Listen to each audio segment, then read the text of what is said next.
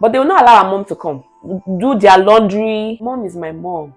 I think you should just, do what they want. Like, I like to make you think that the reason I'm doing this video is because I actually planned it. But the truth is, I was trying to take off my makeup. And I was like, I didn't pay for this makeup. Well, it's not all that. But I looked at in the mirror and I was like, this makeup I've not finished the work it's supposed to do today. And I looked at the list of the videos I have to make, that I need to make, that I needed to make, like topics I've written down. And I was like, there's something to talk about, so let us not waste this look. How are you guys doing? How are you doing? How are you doing? I'm so glad to, be sitting down to make this video. It's either been in the car or somewhere, just finding space here and there to ensure that I bring videos to you people. I'm sorry for my inconsistencies. Yeah, I am very sorry. One day, I'm sure one day I'll be able to share the full story of what has been happening in the past couple of, no, not couple, it will be more than a couple. In the past about 6 months, I've not been, I am hoping that one day I'll be able to share with you guys. But for right now, one of the things I've decided to do that I spoke about in about 2 videos ago or 3 videos ago was that I made a promise to myself, and that is to try and give you guys a video a week, like at least a video. If I can, I'll do more than one, but at least give a video a week. At least let us be trying to be keeping in touch. Let us not be bad friends. And at some point I was thinking of the fact that I used to have like a very active community because I was, pushing out. I think there was a time I was doing 3 videos per week. But right now, I can't keep up with that at the moment. I can't. It's something I still look forward to being able to do. I have used 2 minutes to do introduction. I have to, work with my realities now and ensure that my realities does not take my community away. Like I still, engage with you guys by bringing you videos, and I'm trying to do at least once a week. So please, guys, when you see my videos, know that a lot has gone into that. A lot of intentionality has gone into that video. Please watch and share and comment and like, please encourage me when you see my videos. I need all the encouragement I can get right now, so please send the encouragement my way. Thank you guys. So today we'll be talking about in-laws, marriages, and how, especially coming from the African community, how the input of in-laws can mar. Most times it's been marrying. Doing more marrying than making. In-law interactions, in-law inputs, what's the word I'm trying to? Interference is the word I'm looking for. In-law interference in marriages have been doing more marrying than making of marriages, especially from the African community. And that's what we'll be talking about today. And I remember that I used to be in this, I'm still in that group, but I'm no longer active. Because by the time I go to check, it's on my Nigerian number, and I rarely check that number now. And by the time I go to check, I see thousands of messages. I'm just discouraged and I just disappear. I know I shouldn't do that. But when I was still very active in that group, we used to have we still have, the group is for women in business, different businesses across the country, across. I think we also had people that were in UK, in Canada in that group. But there was one point, one of us gave birth to a child, and a girl child, a second child. It was, our first was also a girl, our second was also, like this time around, she also just gave birth to a girl. And we're just, asking her how she's doing, how is she. Sometimes we had people around, like people that lived around her had gone to, we're planning to go visit her. And then we're just asking how she was doing in the group, just to, have a feeling of, oh, hope you're fine, just, checking up on her and all that. And then she sent a voice note, and she was just crying in the voice note. We could hardly, make out what she was saying. And we're like, oh, wow, we just had a baby. Like, calm down, what's happening? And then the long and short of this voice note was about how her mother-in-law and her sister-in-law were traumatizing her life. And one of the reasons they were traumatizing her, this was in 2021, that was before we left the country.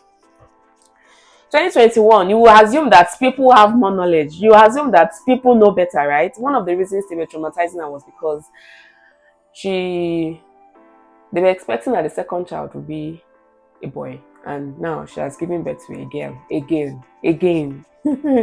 And they were no, she had I think she had her first through cesarean section. She had the second one too through cesarean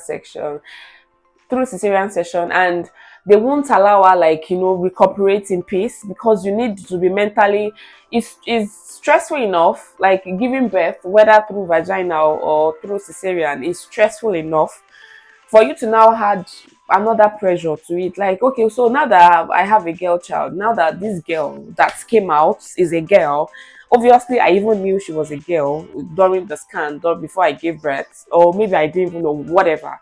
This girl that I've given birth to, what do you want me to do now that it's my boy?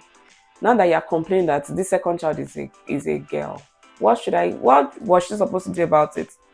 But the long and short was, they were just stressing her. They would not allow her recuperate. They were, insults, giving her verbal abuse, because it was abuse, verbal abuse. They were not going to allow her mom. I think they were from the east, and the normal thing for the eastern part of Nigeria is, it's the bright mom. I think that's the normal thing. If I'm wrong, please correct me in the comment section. But I think that the normal thing is, if a person has a child, if a person just gives birth to a child, if a woman just gives birth to a child, the usual thing in the East is that it's the um, bright mom that comes for Omugo. But they will not allow her mom to come. And they were not going to help her. They would want her to make, like, cook for them, do their laundry, all because she gave birth to a girl. And even before she left the hospital, like before she went back home, before she was discharged from the hospital, they were already showing her that you are coming home to Pepe. And all this were okay, like it's okay if the mother-in-law is doing this, if the sister-in-law is doing this. But the saddest part, the really sad part in this whole story was that as they were doing all this, the husband was not disagreeing with his mom and his sister-in-law. He was of the opinion that his wife should endure. Like, they are elderly people. My sister is older than me. I can't disobey her. My mom is my mom. I think you should just, do what they want. Like, I think you should just, endure for, it's just for 3 months. I think it's just going to, they're not going to be here forever. Just endure, just allow them to do whatever they want. Don't aggravate them, that kind of, don't aggravate them, just allow them. I love you, but you need to respect my people. If you don't respect my people, it means that you don't love me. And she didn't know what to do, and she was stressed. Of course, they were not helping her with the baby. They wouldn't allow the husband help her with the baby. Like, they expressly told the husband to go sleep in another room, so that the baby's cry will not affect because the husband will be going to work, so he needs his sleep as much as he can. And so, just a messy story. But the truth is that there are a lot of women that are facing in-law interference that is affecting that was why when I started, I said it is doing more marrying than making. That is affecting the relationship, because the truth is, the relationship, because let me explain how I have seen this play out. So the in-law wants to, be abusive towards the wife, and the wife is expecting that the husband will maybe stand up for her. Sometimes she doesn't even want you to abuse your people. Just, uh, just let stand up for me. Let them correct. Let them set a boundary. Yeah, set a boundary. I don't need you to do it in my presence, but when you set a boundary, like the actions will show that you have set a boundary. Set a boundary, like protect me. And I remember that one of the videos of Pastor Kingsley I watched, I was talking about the needs of a woman, the needs of a wife in her husband's house, and one of the needs of the woman is security. Like, I'll let the woman feel secured. If your people can insult her and you're not going to stand up for her, she doesn't feel secured. And what happens is, okay, she cannot fight. You say she should not fight your people. So the fight is coming to your head. At the end of the day, when push comes to shove and the wife comes out to say, I didn't like the way your parent treated me or how you reacted, they still say the wife should go and apologize to the, because in Africa, elderly people don't apologize. It's just a whole lot of. But I just thought of this thing and I realized that it's possible that some of these men, it's possible that they don't know any better. No, I'm not here to, no, just hear me out first. It's possible that they don't know any better. So I'm painting a scenario of maybe somebody, a man, a guy that is the last born in his family, for example. Maybe somebody that is, maybe a guy that is like the only boy amidst, say, 4 or 5 girls when they were growing up. And you're coming into his life, and all his life it's been what his sister says. They have been the one, they've been the one guiding him, giving him suggestions, advising him, and all that. This other person is his mom that's been helping him do things and all that. And at some point, they feel like whatever their people, yeah, their sisters, their I even hear sometimes that father-in-laws can be, or fathers-in-law, fathers-in-law can be the bone in the throat of the wife. And I'm like, okay, I don't see a lot of that, but I hear that it happens. Uh, and so I was talking about the fact that it's possible they don't know any better. One, it's possible that they've been used to this person being the one that's, being that whatever this person says is what they do all their life. But when you decide to get married, there's an expectation from, because you are not called the head of the family for nothing. Oh. It's not a figure, it's not figurehead. You are not, the scripture does not say, because when it really comes to matters now, you hear these men say that they are the head of the, this is one of the places where you have to show that you're the head. Like you are the head of your nuclear family. You have to be able to protect.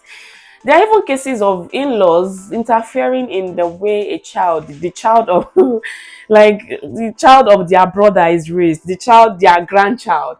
They decide that's why a mother-in-law will go and give tribal mark to a child without the consent of the parents. This is like Oluwa Shanu me. What's that? A man and his wife used to say, Oluwa Shanu. Like, what? And this is a matter of setting boundaries.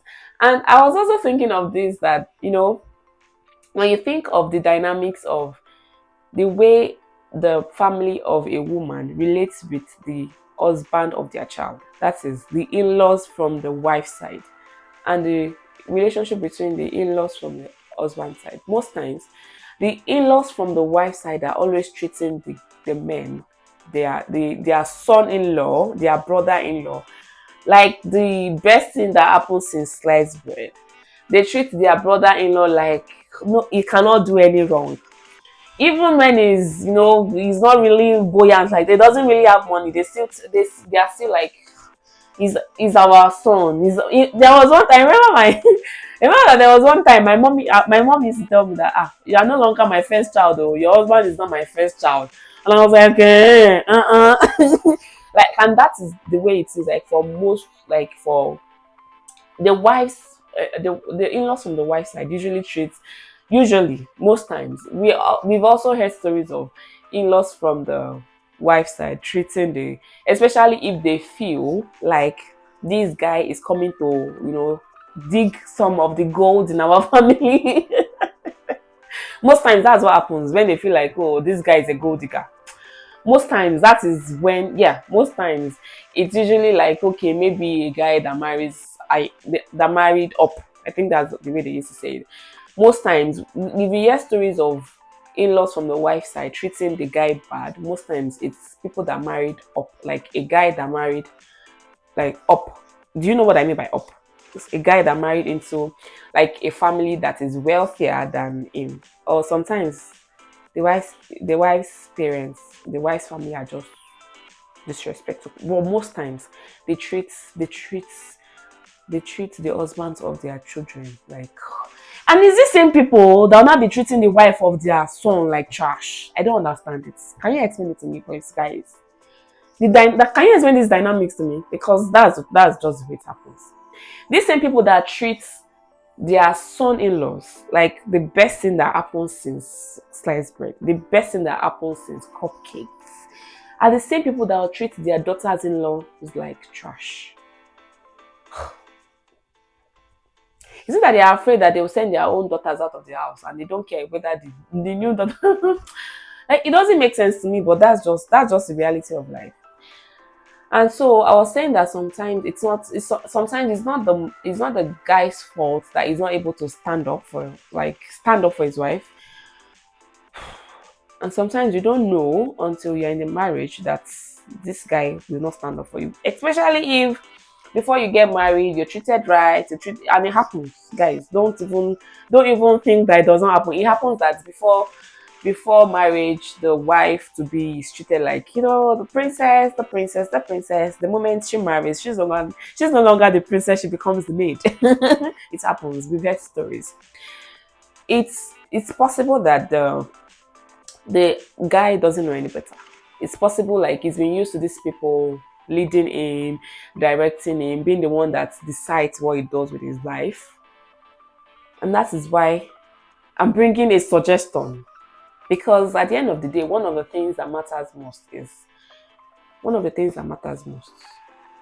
is your nuclear family to be at peace. Nuclear. Your father, you know how they used to describe nuclear for us? Is it nuclear? Yes, nuclear family. Father, mother, and children. Your own, not not your own mother. You as a father, your wife as a mother, and the children that God will give you. There has to be peace.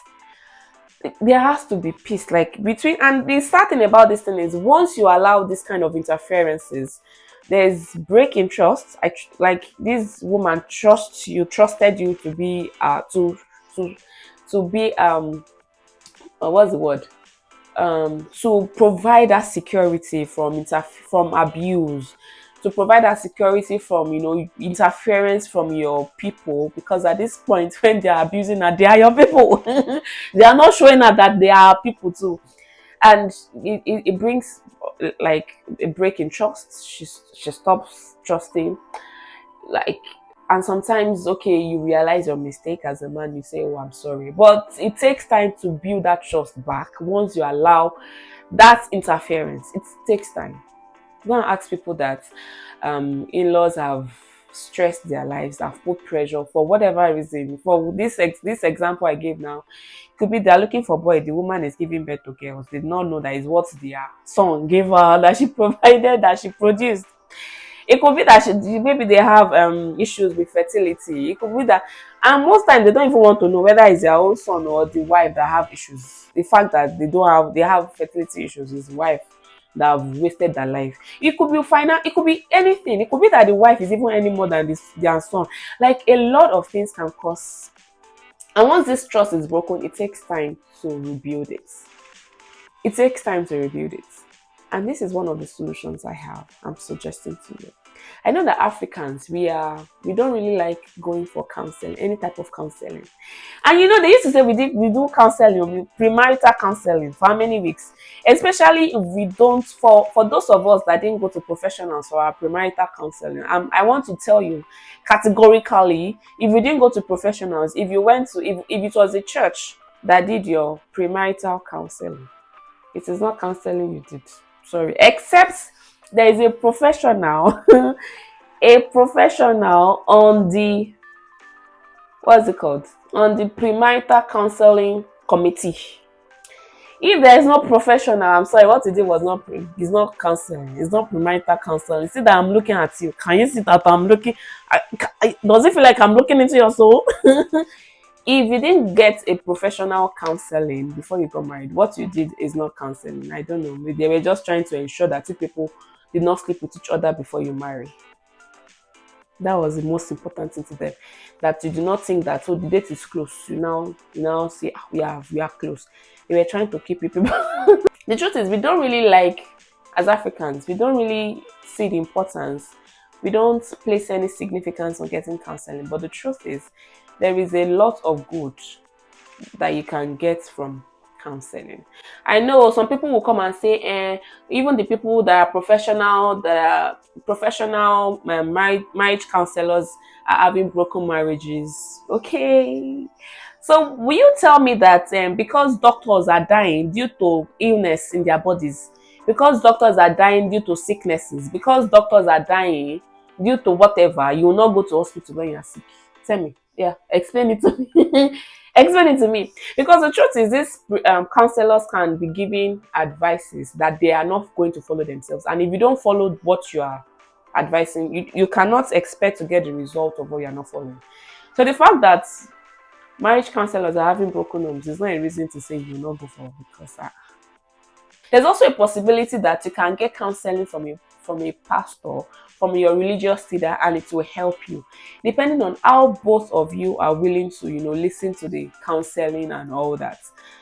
Well, professional counseling is actually, a very, very important aspect of helping marriages, especially in the case of you've broken trust, your in-laws have interfered in your marriage, the trust is broken, you're trying to build it back.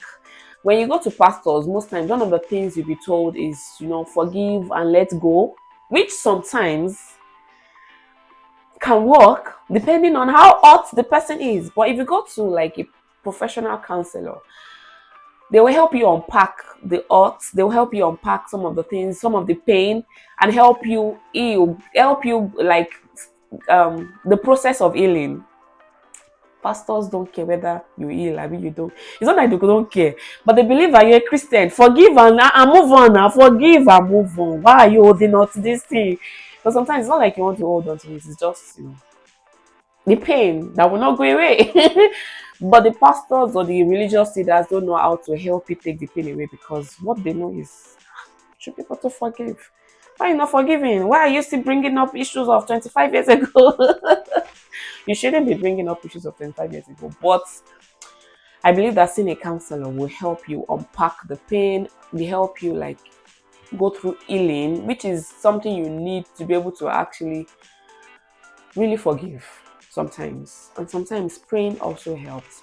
And in case you are in Saskatoon or Edmonton, this video is becoming longer than I thought it was going to be. Once I start talking like this, guys, it's hard for me to stop. In case you're in Saskatoon or Edmonton, Pastor Kingsley and Pastor Mildred are coming to Saskatoon. They're coming to Edmonton. They're coming to Edmonton on the 4th of May, 2024. By the time this video will be going up, maybe it will be like a week, or yeah, it will be like a week's time. And they are also coming to Saskatoon on the 11th of May. If you have not registered yet, please go and register, because sometimes you might not even be able to, get personal professional counseling. But some of these gatherings also help our marriages. Remember what I said, when the two of us, like two people, if you are married, there's ticket for married, there's ticket for single. It is love, dating, and marriage, so it's not only for married people. So if you are finding love, you are dating, you are in a marriage relationship, all those things, you need to register for this kind of programs. In case, for example, maybe counseling is something you can't afford right now, going for this kind of programs, you're able to ask questions, you're able to even learn from the experiences of others. Even some questions you're not able to ask yourself, you're able to hear somebody ask the question, and you're able to, gather experiences and just be better for it in your life, your relationship life, in your love life, in your marriages. So if you are here to register for love, dating, and marriage, May 4th, Edmonton, May 11th, Saskatoon, you should go register. I'll put the link in my description. So register. Counseling helps our marriages. So, have you heard of any in-law shege before? Not heard. I'm not asking you people to share, but if you don't mind sharing your personal stories, please share with us in the comments. Let's learn from each other. How did you navigate, or how did the people you know navigate the issues with in-law interference and all that? Please share with me in the comments. Let's have a conversation around this in the comment section. I'd like to read from you, and please hit the share button on this video. I'm sure somebody on your timeline will benefit from watching this. If you are yet to subscribe, please hit the subscribe button. If you have not liked the video, please, now is the time to like. Hit the like button now. Even if you are not hitting the like button for what I'm saying, hit the like button because of this. It's pretty fresh. Oh. All right, guys. Thanks for watching. Until we see you in the next video, have a beautiful life. Bye.